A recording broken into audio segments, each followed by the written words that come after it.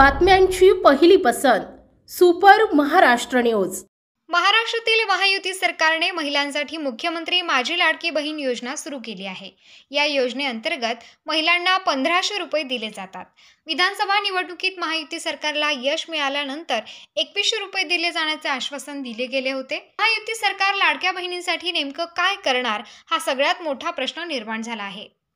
महायुती सरकार लाडकी बहीण योजनेचे काही निकष पुन्हा एकदा सरकार चेक करणार आहे। ज्या महिलांच्या कुटुंब 2.5 लाखांपेक्षा कमी आहेत त्यांनाच या योजनेचा लाभ मिळणार आहे। याचा पुरावा त्यांना सादर करावा लागेल। आयकर प्रमाणपत्र सादर करावे लागेल। त्यातून लाभार्थ्यांची वैधता चेक केली जाईल।